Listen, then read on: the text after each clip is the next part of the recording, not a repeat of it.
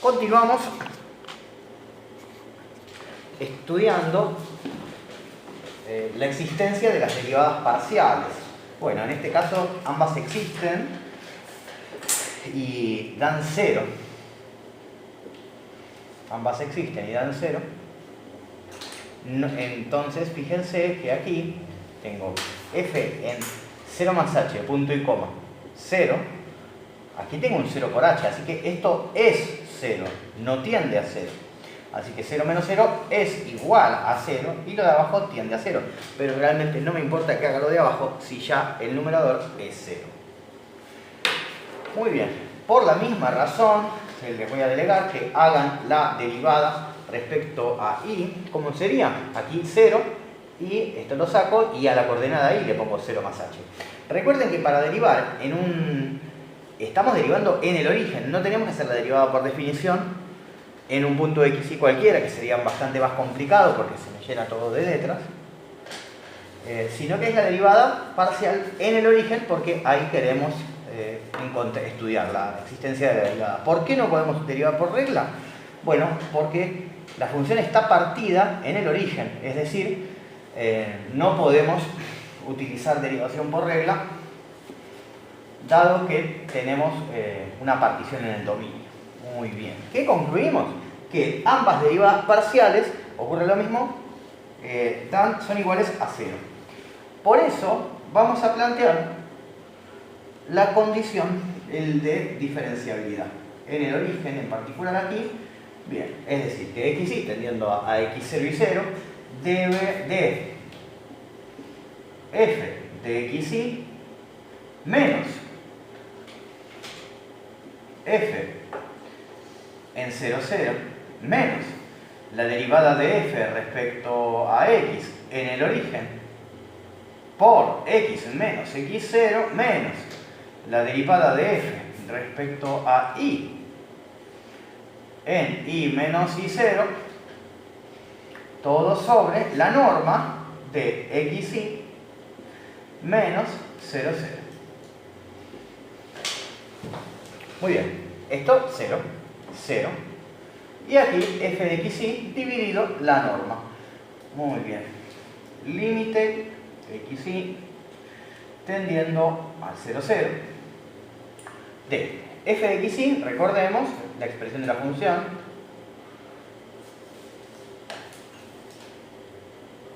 a la 1/2, bueno, lo voy a poner como raíz, todo sobre la norma de este vector, que es lo mismo que multiplicar por 1 sobre de aquí. Pero realizando la multiplicación vemos que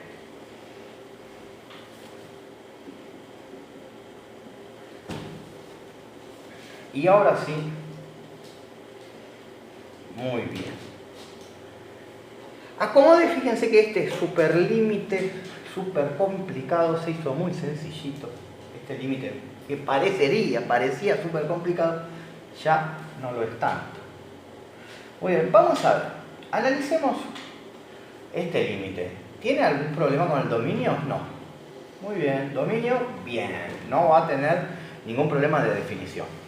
Vamos a ver qué pasa con los grados del numerador y denominador. Ya sabemos que si el grado de arriba es significativamente más grande que el de abajo en un límite, probablemente, es muy probable que tienda a 0, salvo algunas excepciones. Pero si arriba hay mayor grado, eso significa que se va a achicar a mayor ritmo, más rápido que el de abajo. Y de grado no anda tan bien, porque abajo tengo grado 2 y arriba también tengo grado 2. Y para que el límite sea fácil de resolver, necesitaríamos una potencia aquí.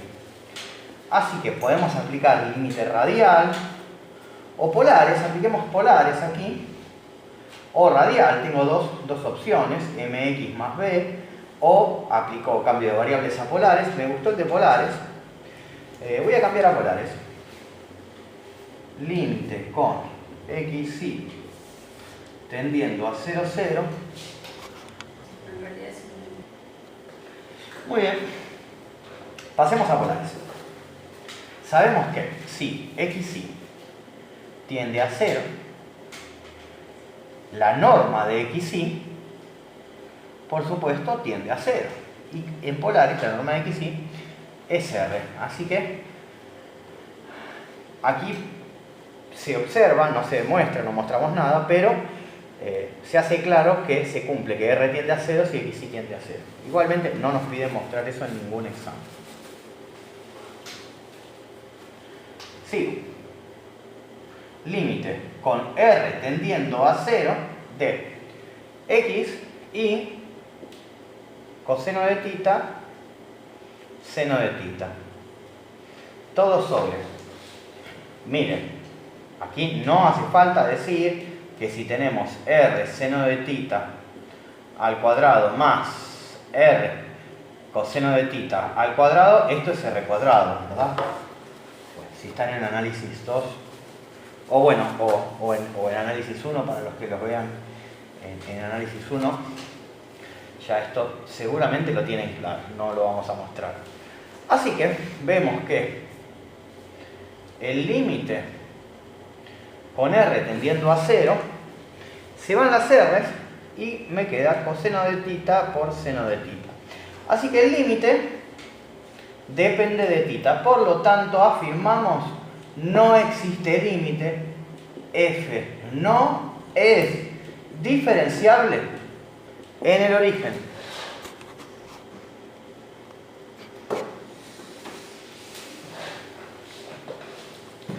Muy bien. Repasemos.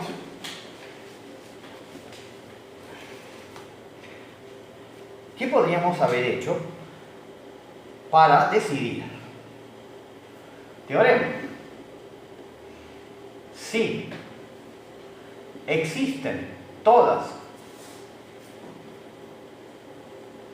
las derivadas direccionales en P y son continuas, entonces F es diferenciable en P. Bien, entonces sería que exista la derivada de F respecto a B versor, por supuesto, B versor, no unitario, en el punto en que queremos analizar, y también se cumpla que el límite con en P0, ¿no? P0, con P tendiendo a P0, es decir, XY tendiendo a X0 y 0, de la derivada de F respecto a B versor en P sea igual a esta función que llamamos derivada de F respecto a B versor en P0. Bueno, no es otra cosa, aunque se haya hecho una sopa de letras acá, que dice que lo voy a llamar G, así no se marea. ¿Qué está diciendo? Que límite de G con P tendiendo a P0, de G en P, debe ser igual a G en P0. Acá tal vez se aprecie mejor, en vez de llamar la derivada de F respecto de B versor, la llamé G. Y bueno, si una función, el límite de una función es igual a esa función evaluada en el valor al cual tendía la variable, diremos que es continua. Así que así lo veremos para que no les maree si van al libro a ver el teorema. Sí, al libro a ver el teorema, no, o al apunte. Que exista la derivada, perdón, me comí algo, para todo B versor, ¿no? Que exista la derivada de F respecto a B versor en el punto para toda dirección, en todas las direcciones, y todas sean continuas. Esto implica que la función es diferenciable. Y vale el recíproco. Si la función es derivable, existen todas las derivadas parciales y son continuas. Siguiente, otro teorema. Siguiente teorema. Sí. Existen las parciales en una bola de radio R y centro P, y son continuas, perdón, si existen y son continuas, bueno, pongo acá y son continuas,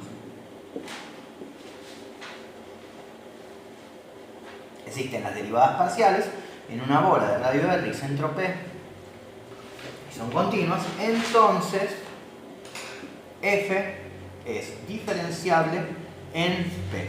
Vamos, aquí tenemos P, tenemos que garantizar, uno, que existan las derivadas parciales en P. Además, que existan las derivadas parciales en todos los puntos pertenecientes a un entorno, a P. Esto lo llamamos entorno, disco o vecindad. La B es por bola, también se le dice bola, porque en R3 es una bola. Nótese la diferencia entre este teorema y el anterior, porque el anterior me pedía como condición la existencia y continuidad de todas las derivadas direccionales, pero solo en el punto, hablábamos de P, no me importaban sus vecinos. Aquí no. Este teorema no me pide direccionales, sino que me dice lo siguiente: si existen las parciales y son continuas en P y una vecindad de P, entonces podemos afirmar que f es diferenciable en P. Entonces, ¿qué tendríamos que hacer? Bueno, para estudiar esto, supongamos que el punto es el origen. Y tenemos, voy a poner una función que sea diferenciable, x al cubo y cuadrado sobre x cuadrado más y cuadrado raíz 0. Si aquí xy es el cero vector, es distinto del cero vector, y aquí si xy no es el cero vector. Entonces, ¿qué tenemos que conseguir para aplicar correctamente este teorema, verdad?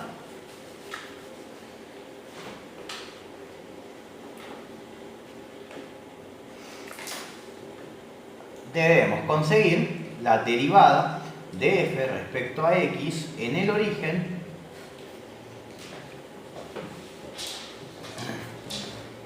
bueno,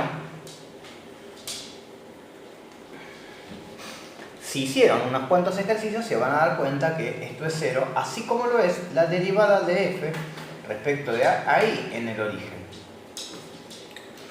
Una mano, si alguien no lo vio, la derivada de f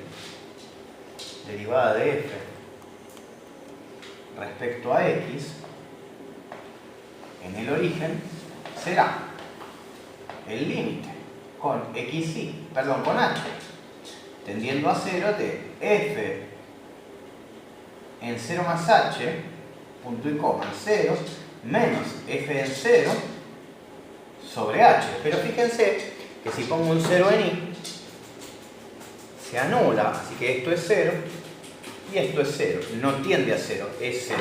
Una aclaración, igualmente lo hicimos en la primera parte del video, por eso no lo voy a volver a hacer. Así que ya sabemos que la derivada de f de x respecto a x en el origen es 0. Y viene aquí la pregunta, que es lo siguiente: ¿qué pasa fuera del origen? Fuera del origen puedo aplicar la regla. Así que calculemos la derivada de f respecto a x en un xy cualquiera que no sea el origen, y uso la regla, por supuesto. La derivada del de es una división, fíjense, ahí lo ignoramos. Entonces es la derivada del de arriba, 3x cuadrado por este sin derivar, menos este sin derivar, por el de abajo derivado, todo sobre el de abajo al cuadrado. Uy, qué lío. Bueno, no, es sencillo, no quedó lindo por este y cuadrado que lo corrí por no tener x. Uy, no sé si se entenderá. Muy bien. Vamos a acomodar este lío. Primero, voy a hacer como un denominador entre estos dos, así que va a quedar 3x cuadrado por paréntesis x al cuadrado más y cuadrado menos x al cubo.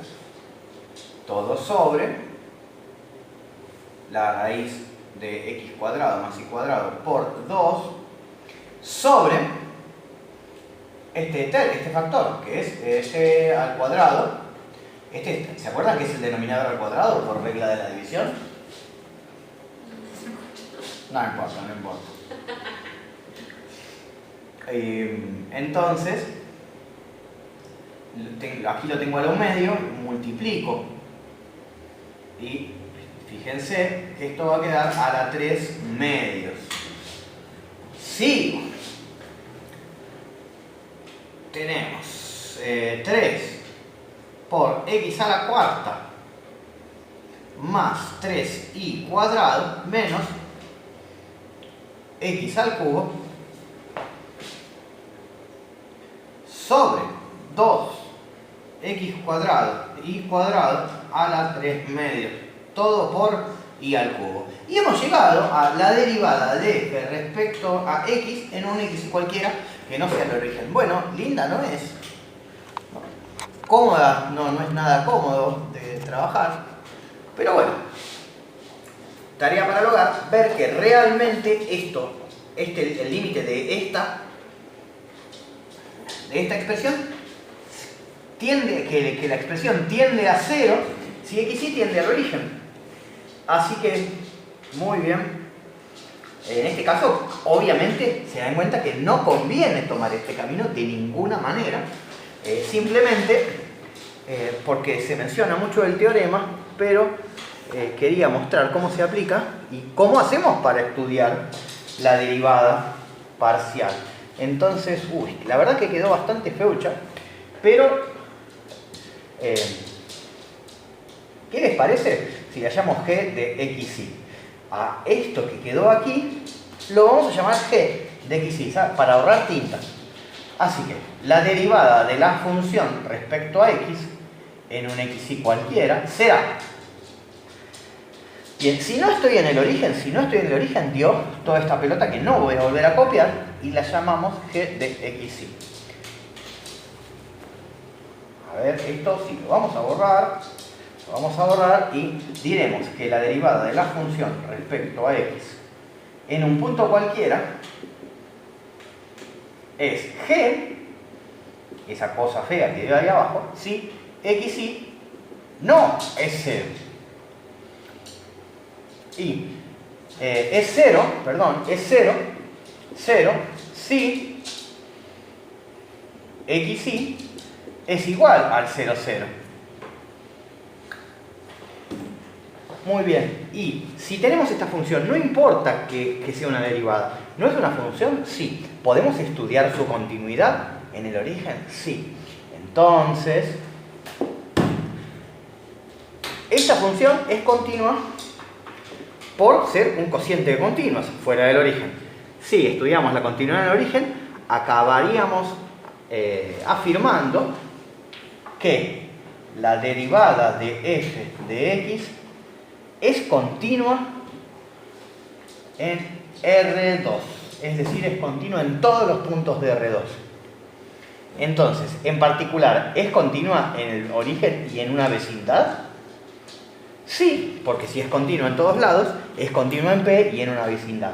Así que con este análisis acabamos de mostrar que la función es diferenciable.